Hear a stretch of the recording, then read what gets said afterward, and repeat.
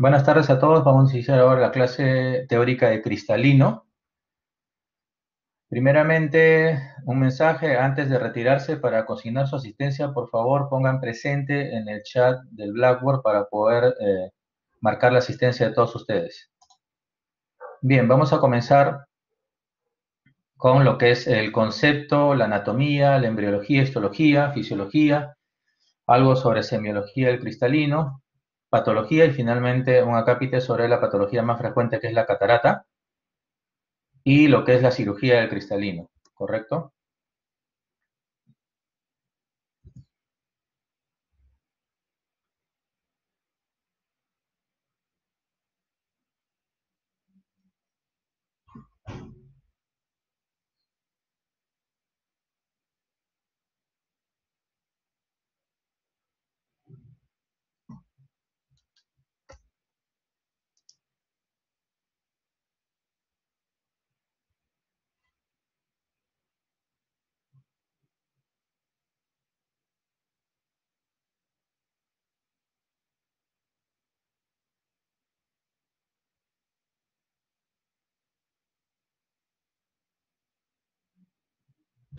Primeramente, ¿cuál es el concepto de cristalino?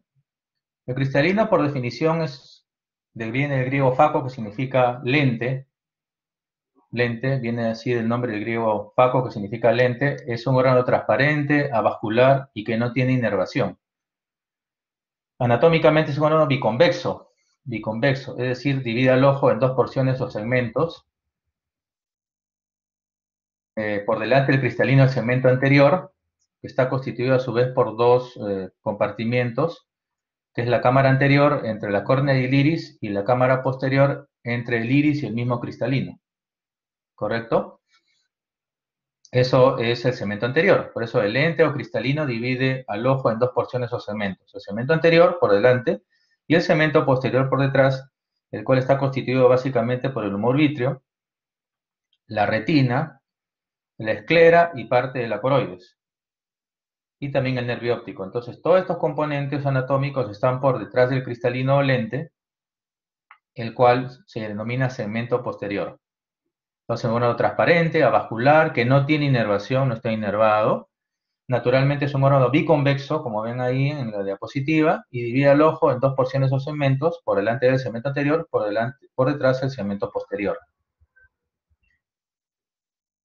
Está compuesto básicamente por 65% de agua y 35% de proteínas. Estas proteínas son específicas del cristalino y no se encuentran en otro lugar de la economía.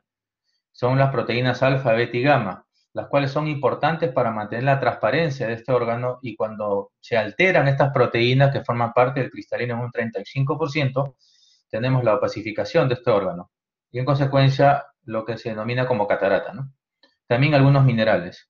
El metabolismo del cristalino básicamente se obtiene por las vías anaerobias del metabolismo de la glucosa.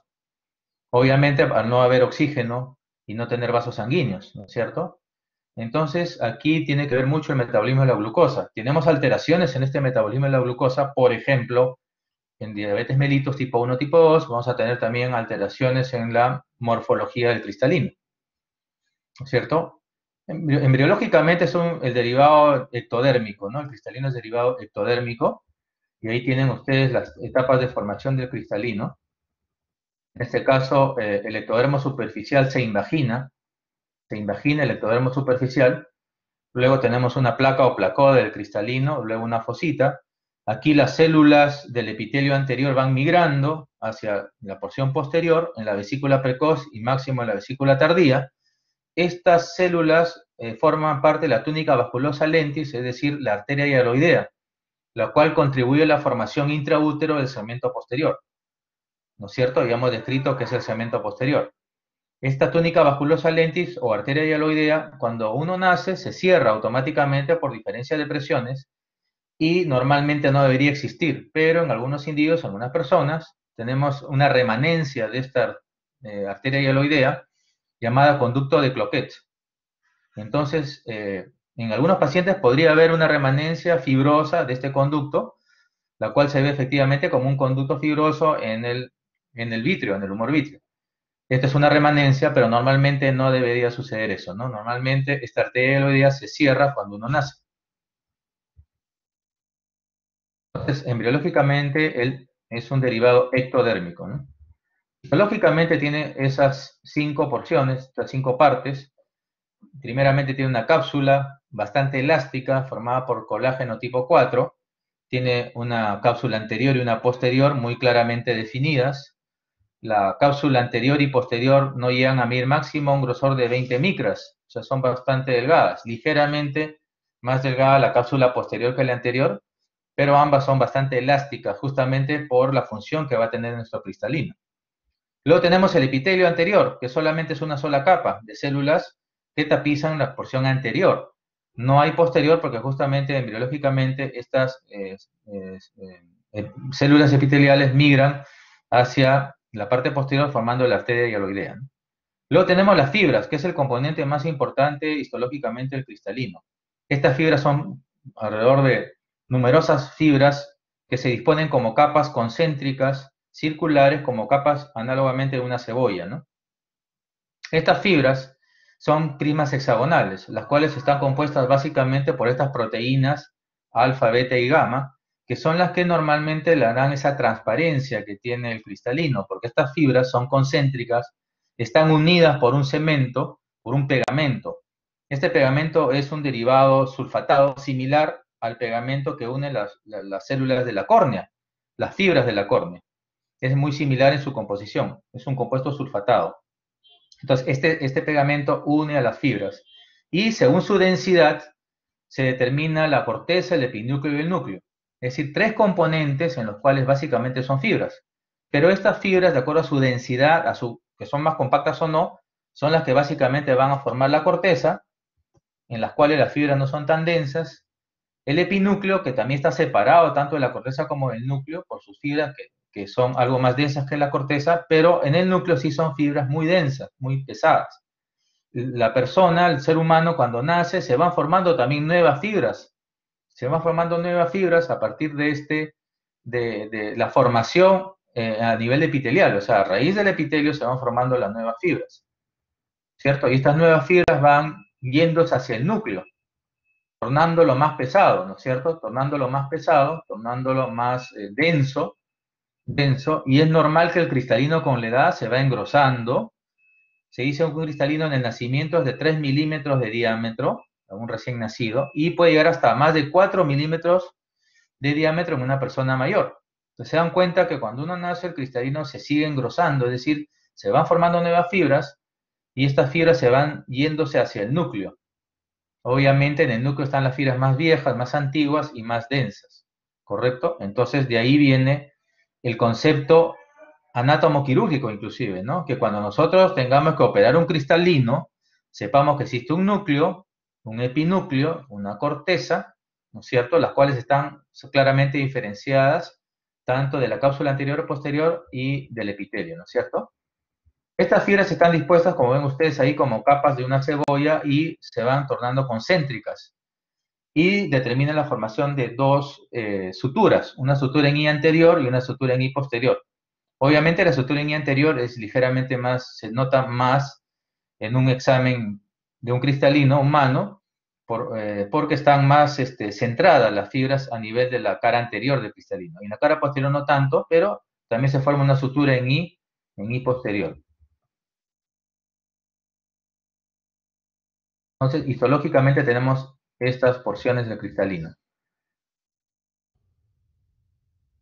¿Cuál es la función del cristalino? Básicamente es la acomodación, es decir, la capacidad que tiene el cristalino de cambiar de forma y enfocar los objetos en la retina. Esto se denomina la acomodación. ¿Cómo lo hace? El cristalino es elástico, como les decía, el colágeno tipo 4 forma parte de la cápsula anterior y de la cápsula posterior. Entonces el cristalino lo que hace es cambia de forma, es decir, se torna más biconvexo, por ejemplo, cuando queremos enfocar un objeto cercano. Más biconvexo, más biconvexo. Obviamente, aprovechando que es elástica la cápsula, el cristalino cambia de forma. Lo que hace es una interacción entre el cuerpo ciliar, donde están los músculos de la acomodación, que son fibras estriadas, o sea, voluntarias. Son los músculos de Rouget y de Müller. Son fibras voluntarias, las cuales están en el cuerpo ciliar. El cristalino está suspendido y en relación al cuerpo ciliar está relacionado con una fibra llamada zónula. Estas zónulas, que son fibras, obviamente en el momento que el cristalino se contrae para enfocar, esta zónula se relaja y a su vez estos músculos del cuerpo ciliar se contraen. Este juego de contracción-relajación se denomina acomodación. Normalmente es muy amplia cuando uno nace. O sea, cuando uno es pequeño, el rango acomodativo es bastante amplio, de varias dioptrías. Pero a partir de los 40 años, en forma natural, como un envejecimiento, se va perdiendo por la falta de elasticidad del cristalino. El cristalino se torna poco elástico. Entonces se torna duro, tieso. Entonces ya no cambia de forma tanto y comienza a perder una persona la acomodación, sobre todo de objetos cercanos. Esto se denomina presbicia y es un fenómeno básicamente de envejecimiento por la cual el cristalino se torna tieso, ¿no es cierto? Y los músculos también de la acomodación se esclerosan un poco también por la edad, ¿no?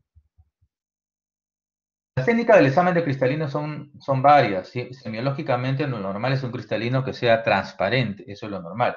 Por eso el examen con linterna vamos a ver dentro de la pupila, o sea, por detrás de la pupila, un espacio. Esto quiere decir que es normal porque el cristalino no está opacificado, ¿correcto? Luego tenemos la lámpara hendidura. Con la biomicroscopía, mediante la lámpara hendidura, podemos también examinar un cristalino normal, que es un cristalino transparente. Sobre todo si dilatamos la pupila farmacológicamente, podemos provocar midriasis y en consecuencia podemos observar el cristalino transparente a través de esta pupila midriática para poder ver el cristalino en toda su amplitud.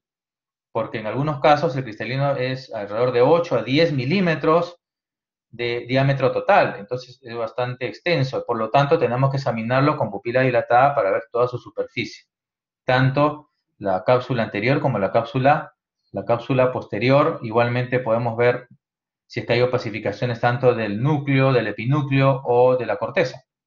Entonces la lámpara hendidura nos va a ser útil. Con el fondo de ojo, con el oftalmoscopio, podemos ver un reflejo rojo. Esto quiere decir que el cristalino está transparente, ¿no? Esto se llama reflejo rojo de Bruckner. Reflejo rojo de Bruckner.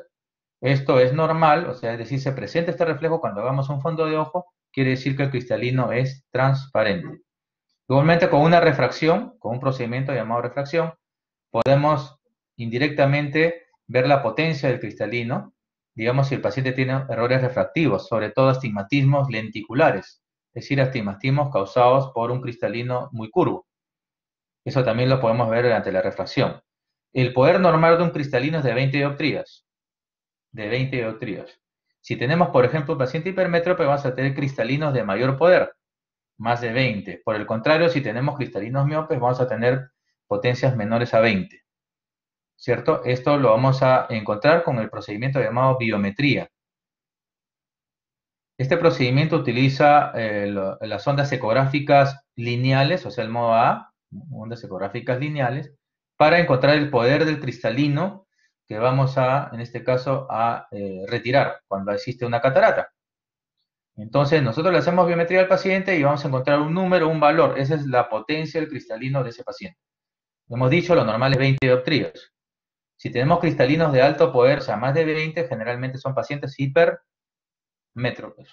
Por el contrario, si tenemos cristalinos de menos poder, es decir, menos de 20, vamos a tener cristalinos miopes, ¿correcto? Entonces, eso lo vamos a hallar con la biometría. Con la ecografía modo A y modo B, tanto uni y con bidimensionales, vamos a poder encontrar también morfológicamente cómo es un cristalino normal. Por ejemplo, en este caso, en ecografía modo B, vamos a observar un cristalino con forma biconvexa, ¿no es cierto? Forma biconvexa quiere decir que es un cristalino normal. Ven ustedes ahí, por ejemplo, las curvaturas, tanto anterior como posterior, inclusive un poco más opaco a nivel de la cara anterior por la presencia del epitelio, ¿no? Este es un cristalino completamente normal que no está opacificado. Por el contrario, ahí vamos a ver un cristalino opacificado con una curvatura posterior anómala, es decir, un lenticono posterior. Así se denomina lenticono posterior. Y aquí, si ustedes ven con mayor detalle, acá van a ver una opacificación blanquecina a nivel de la corteza. Entonces, esto es una opacificación cortical con una curvatura posterior anómala o lenticono posterior para diferenciar ecográficamente un cristalino normal de un patológico. Entonces, vamos a ingresar ahora al estudio de las anomalías, la patología del cristalino. Las anomalías de formación tenemos la ausencia congénita, la ausencia por degeneración y el coloboma, ¿no es cierto? Ausencia congénita afaquia, ¿no? Faco en griego lente, afaquia significa sin lente, ¿no? Ausencia congénita, afaquia. También podemos tener cristalinos que se reabsorben, es decir, se forman, pero en el momento del nacimiento ya no tenemos una ausencia por degeneración o reabsorción, vamos a ver pequeñas porciones del cristalino. Y el coloboma es una falta de formación en parte, ¿no? Un cristalino con una forma normal, con un tamaño normal, pero que le falta una porción. Un coloboma que le falta una porción. Esto por lo general es a nivel de los cuadrantes superiores del cristalino, ¿no? O sea, hacia arriba, por lo general, ¿no? Luego tenemos las anomalías de tamaño y forma, es decir, cristalinos que tienen una forma, digamos, anómala, no es biconvexa, generalmente es forma redondeada, no biconvexa, y de tamaño pequeño, o sea, de tamaño pequeño y de forma redondeada. La microesferofaquia, síndrome de Marchesani, ¿no es cierto? Tenemos también el lenticón anterior o curvatura anterior anómala, síndrome de Alport, y por el contrario, la curvatura posterior o lenticono posterior, es un slide anterior que vimos de una ecografía, el síndrome de Loeb. Entonces, estas son anomalías de tamaño y forma, cristalinos pequeños, redondos y con curvaturas anteriores o posteriores anómalos. Y tenemos las anomalías de posición, es decir, cristalinos bien formados, pero mal posicionados. Imagen en sunrise, o como si fuera un sol saliente, o luxación superior, síndrome de Marfan. Por el contrario, luxación inferior o imagen en sunset o sol poniente, homocistinuria. Sería el diagnóstico clínico. Y una luxación anterior, el síndrome de Bale-Marchesani, cuando el cristalino está bien formado, pero totalmente luxado hacia la cámara anterior. Síndrome de Bale-Marchesani. Entonces ven que el cristalino tiene anomalías también de este tipo. Por ejemplo, síndrome de Marchesani, cristalino redondo, y en este caso grande, ¿no? Cristalino grande y redondo. También puede haber cristalinos pequeños y redondos, como dije, ¿no? Síndrome de Marchesani. Síndrome de Alport, acá en la lámpara hendidura, un corte para que vean la curvatura anterior anómala y las lesiones en retina hipopigmentadas, lesiones blanquecinas en la retina periférica, síndrome de Alport. El síndrome de Love, que es una curvatura anterior anómala, puede estar relacionado no a opacidad o cataratas, puede estar relacionado también a ello, ¿no? Acá tenemos una imagen, este es un artefacto de la lámpara, pero la fotografía demuestra una imagen de sol saliente, o sea, imagen en sunrise. Esto es síndrome de Marfan. Imagen en sunrise o sol saliente, síndrome de Marfan. Por el contrario, el sol poniente o imagen en sunset, homocistinuria. En este caso, asociada a cataratas, ¿no? Esta clasificación del cristalino con un cristalino luxado hacia abajo, imagen en sunset, esto sería una homocistinuria. Ahí está la imagen este es un artefacto causado también por la luz de la lámpara hendidura, ¿no? Entonces, estas son las anomalías generalmente de formación del cristalino. Luego tenemos una patología antes de ingresar a lo que es catarata, que es la patología más frecuente.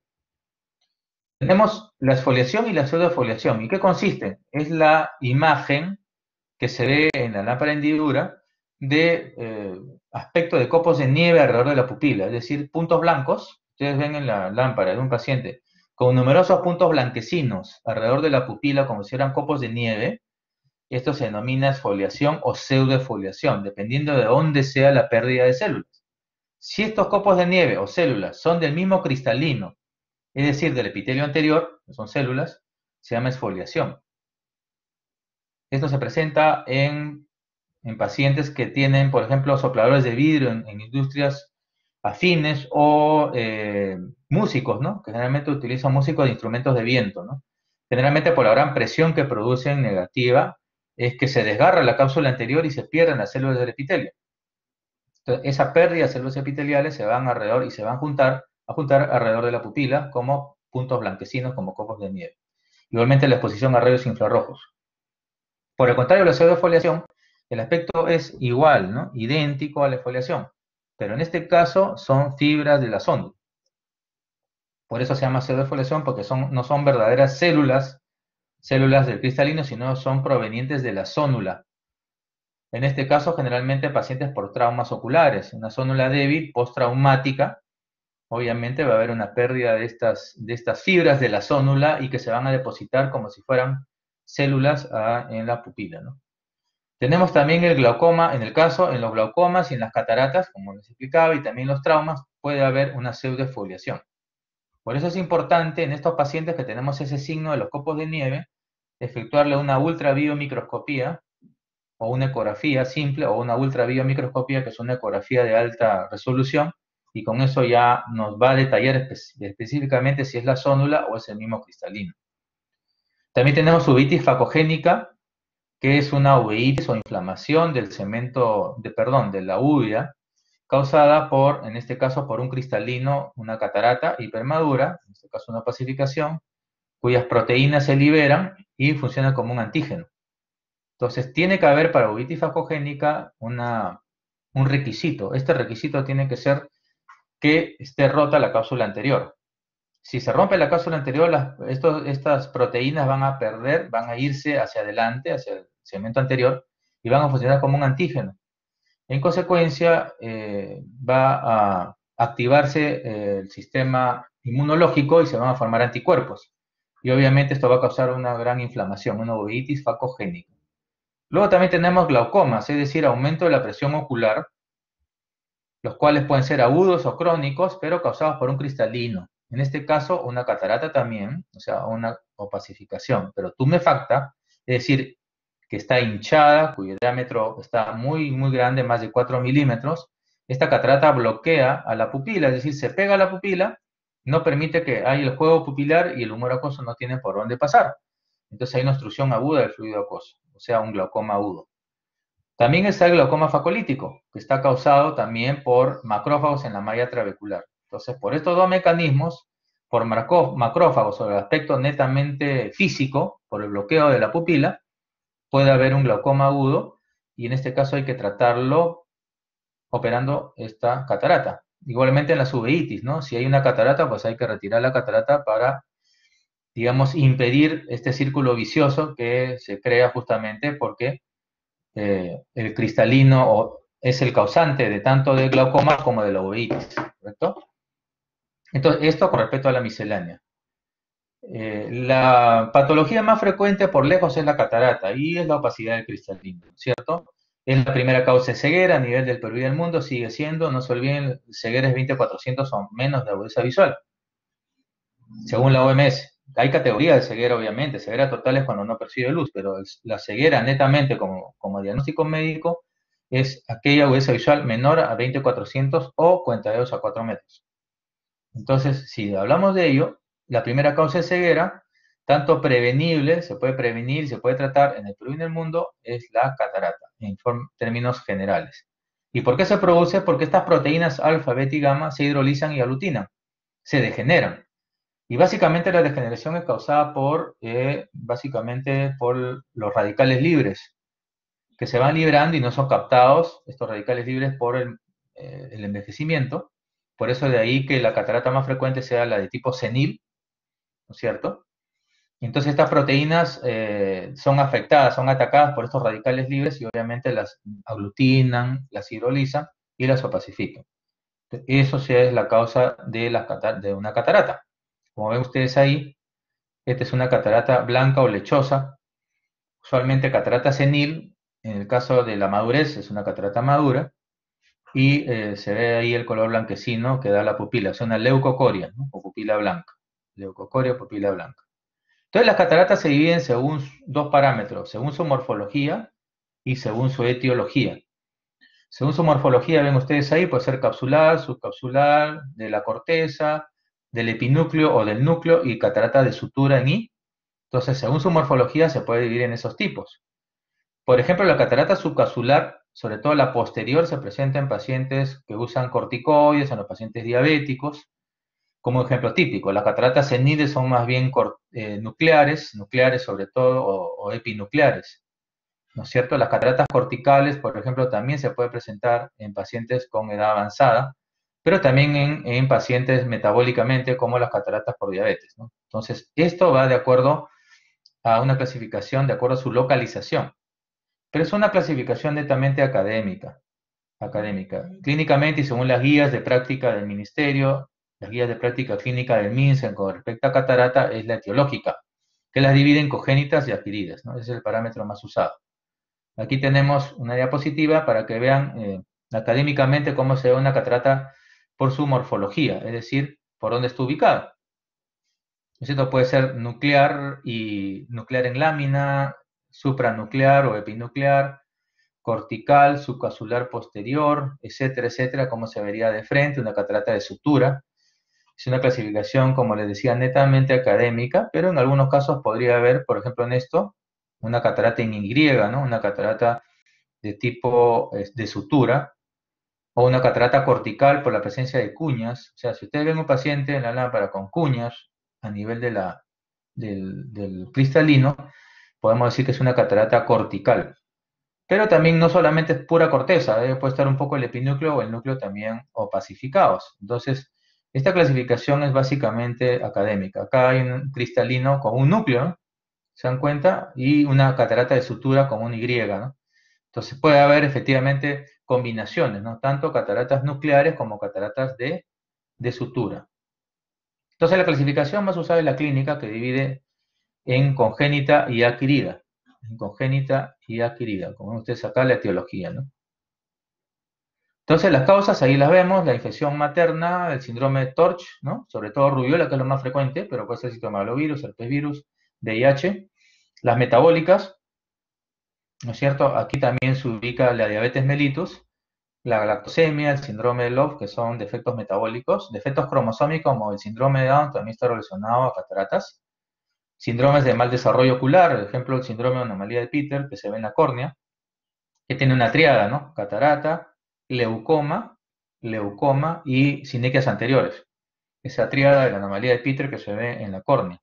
Y un traumatismo, esto lo he puesto, pero en realidad no es una verdadera catarata congénita, es una catarata del recién nacido, que se presenta generalmente por causas traumáticas, mala atención del parto vaginal, o traumatismo, ¿no? De vez en cuando nos llaman de neonatología en nuestro hospital para ver recién nacidos traumatizados, ¿no?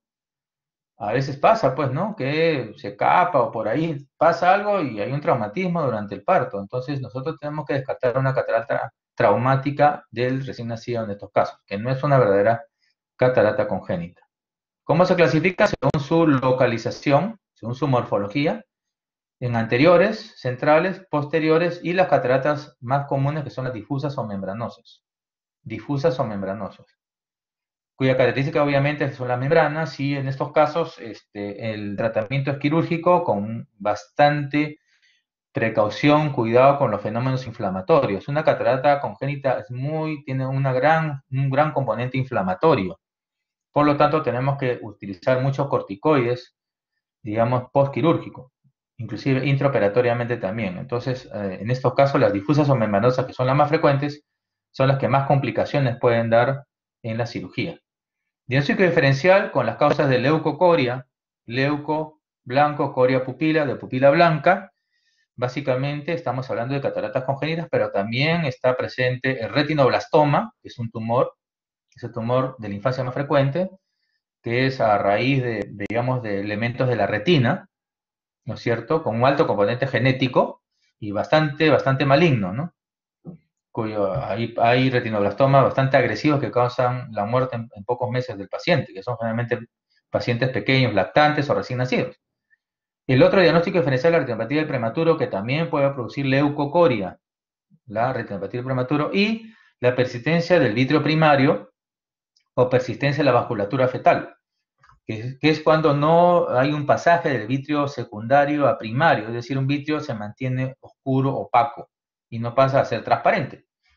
Eso también hay que tomar en cuenta cuando tenemos leucocoria. Entonces, esos 4 diagnósticos diferenciales en orden de frecuencia, primero catarata congénita, luego retinoblastoma, luego retinopatía del prematuro, y finalmente vasculatura fetal persistente o persistencia del vitrio primario hiperplásico, como diagnósticos para el diagnóstico de leucocoria. Hay que tomar en cuenta eso del tratamiento, como les decía, es quirúrgico, lo que se hace es la extracción del cristalino en toda su amplitud, excepto la cápsula posterior. En estos casos dejamos la cápsula posterior intacta. De eso se trata. Y se reemplaza el cristalino del paciente por lente intraocular artificial. En este caso se coloca dentro, por delante de la cápsula posterior, en la bolsa o saco capsular, así se denomina. Bolsa o saco capsular, ahí se coloca el lente intraocular. En este caso, es un lente intraocular de una medida especial. Hay unos, digamos, hay unas maneras de encontrar la medida en estos pacientes. Hay maneras de encontrar la medida en estos pacientes mediante una biometría. Hay cálculos especiales de acuerdo a la edad y los valores en medida del ojo, la medida de la córnea, de la cámara anterior, del cristalino, el grosor del iris, el grosor del eje axial del ojo del paciente. Todo esto se junta en fórmulas. Estas fórmulas, que son numerosas, de acuerdo al oftalmólogo, inclusive hay ingenieros que no son médicos y que han inventado fórmulas, que de alguna manera nos dan un valor, un número. Ese número de lente intraocular se coloca al paciente. Pero en el caso de las cataratas congénitas tiene que ser predictivo, es decir, tenemos que predecir en qué momento este paciente al desarrollar va a crecer ese cristalino, o sea, la potencia probablemente aumente o disminuye, o cambie dependiendo. Entonces, esto es importante, ¿no? Predecir. Por eso, el lente intraocular de una catarata congénita, el cálculo es muy, muy diferenciado de un adulto. Pero el fundamento de la cirugía es el mismo, ¿no? Reemplazar el cristalino con su cápsula posterior con un lente intraocular.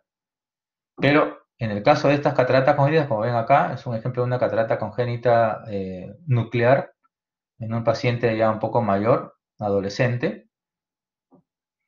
Esto es una catarata difusa o membranosa, también bastante, es la más común de las cataratas congénitas y como les decía acá, tenemos que usar corticoides en buena cantidad en el intra y postoperatorio. Acá, si ven, es cierto, es una leucocoria, pero si ven, hay un artefacto, pero acá se ven vasos. Entonces es un retinoblastoma. Retinoblastoma. Entonces, en estas causas de diagnóstico diferencial siempre hay que tomar en cuenta ese tumor, ¿no es cierto? Y obviamente hacer los exámenes correspondientes, como por ejemplo ecografía, ¿no? La ecografía modo B para diferenciar de dónde es esa tumoración. Y la catarata adquirida. Obviamente las cataratas adquiridas son las más frecuentes.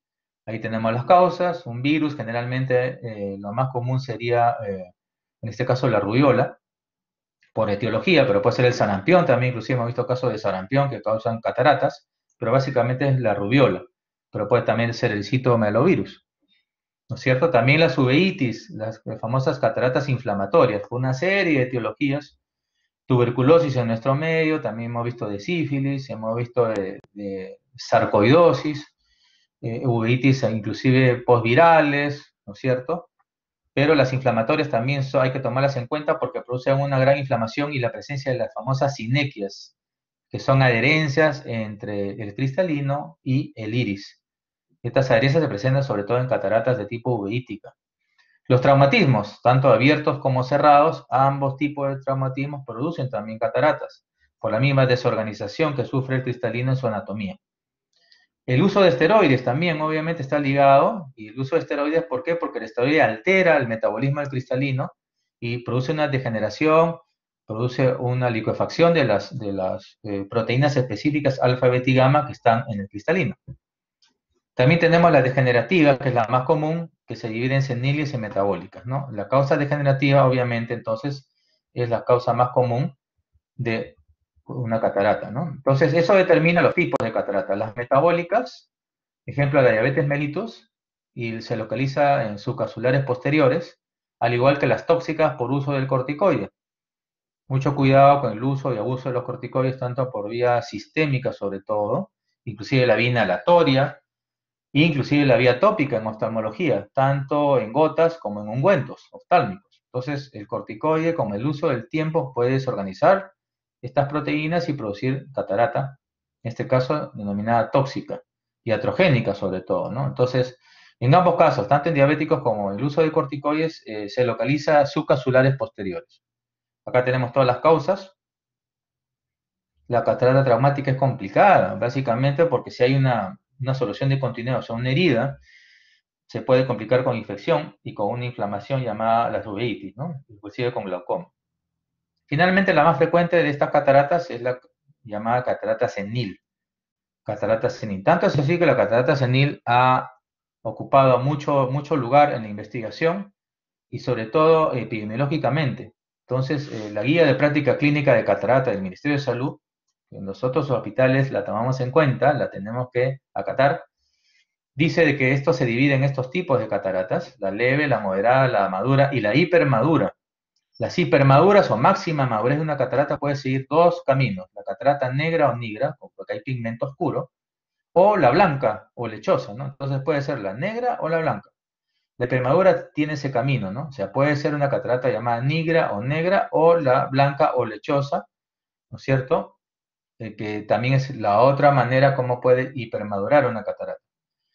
Según la guía de práctica del MINSA, el tratamiento es quirúrgico y tiene que hacerse con agudezas visuales menores o iguales a 20/70, o sea, 0.3 en la escala decimal o 20/70 en la escala vigesimal.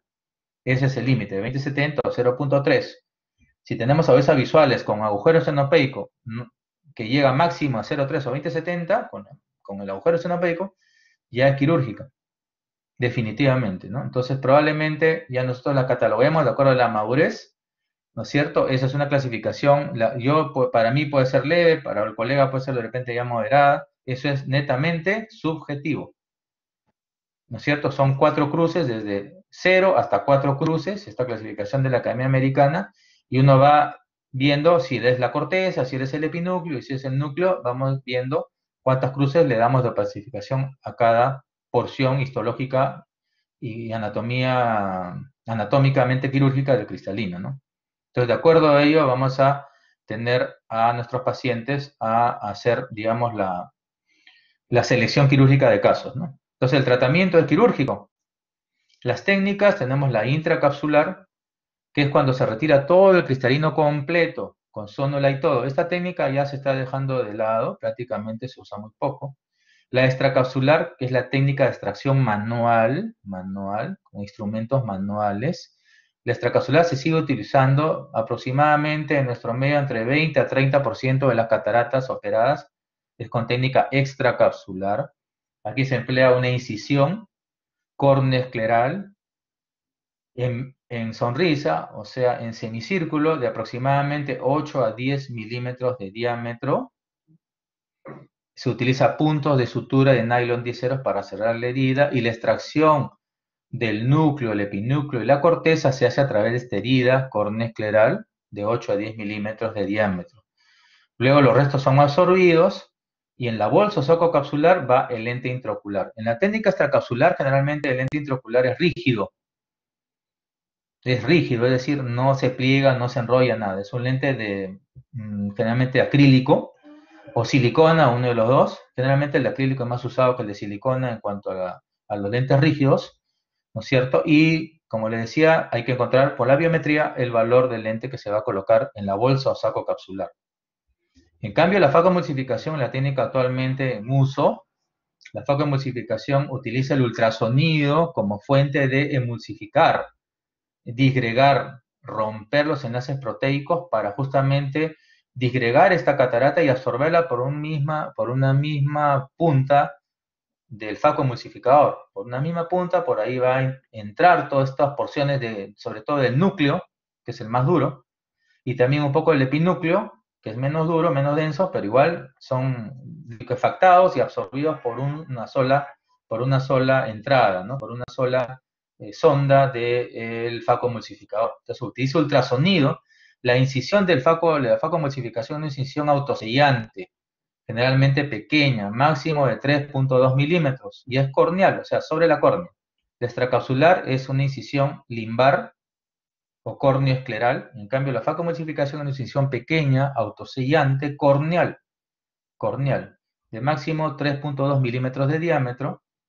Y obviamente todos los pasos quirúrgicos que uno tiene que retirar la cápsula anterior, igual con la extracapsular, hace una capsulorexis o capsulotomía para sacar la cápsula anterior, porque no va a quedar, ¿no es cierto? Nos va a quedar la cápsula posterior intacta. Tiene que ser intacta para que se vaya el lente y se apoye, ¿no? Porque si se rompe o se desgarra, ya no va a haber dónde apoyar el lente. Esta complicación sí se puede presentar y es la complicación intraquirúrgica más frecuente, es la ruptura de la cápsula posterior. Entonces es con lente intraocular, obviamente, ¿no? El tratamiento puede ser cirugías simples, también combinadas ¿con qué? Con cirugía de glaucoma. Podemos hacerla combinada con la trabeculectomía, que es la cirugía de glaucoma. Y las complicaciones, como les explicaba, básicamente en En el intraoperatorio la complicación más común es la ruptura de la cápsula posterior, que eso hay que evitar a toda costa, si no tenemos que apoyar el lente en esclera, hacer una fijación y otras técnicas. Entonces, básicamente la complicación más severa en el postquirúrgico se llama endoftalmitis. Endoftalmitis, que es justamente, la endoftalmitis es la infección intraocular. La infección intraocular. Por eso hay que tener mucho cuidado con la endoftalmitis. Y para evitarnos esta complicación tenemos que utilizar básicamente una profilaxis con iodopovidona.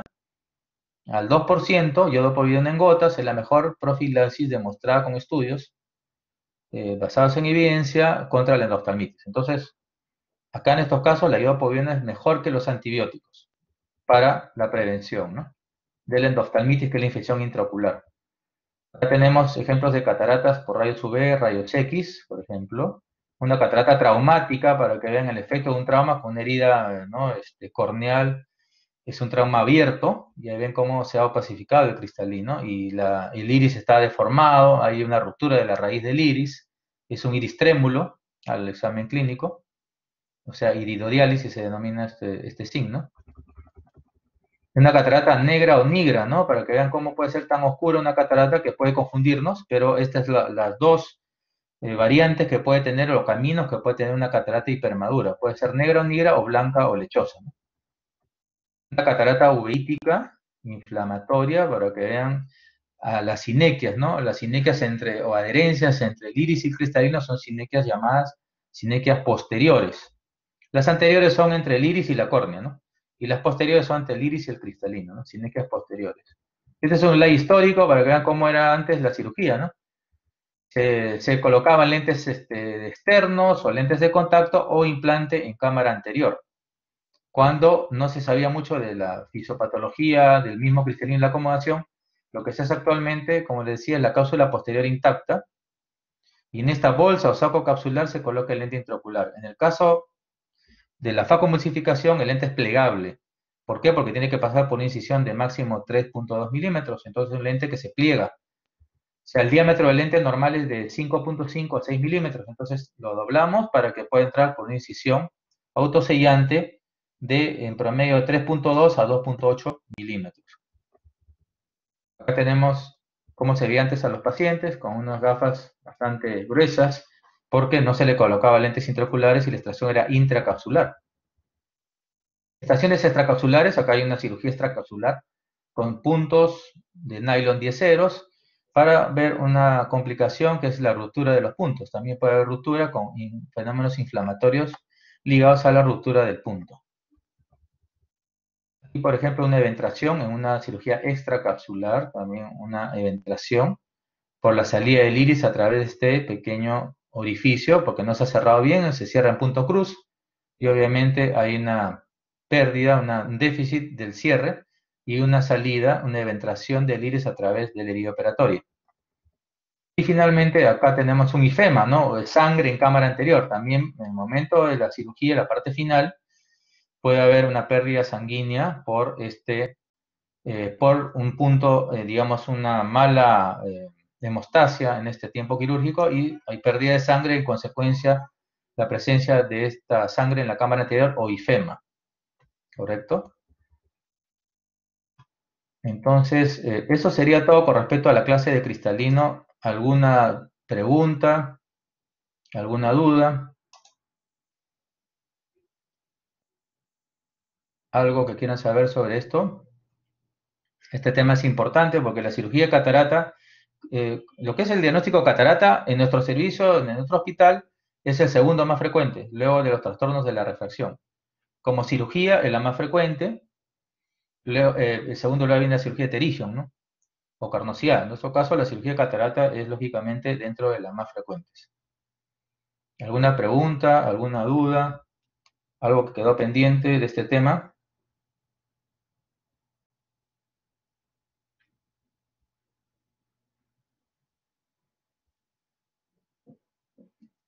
Bien, entonces ya hemos terminado la clase. No olviden de colocar presente, no se olviden de colocar presente en el chat para registrar su asistencia.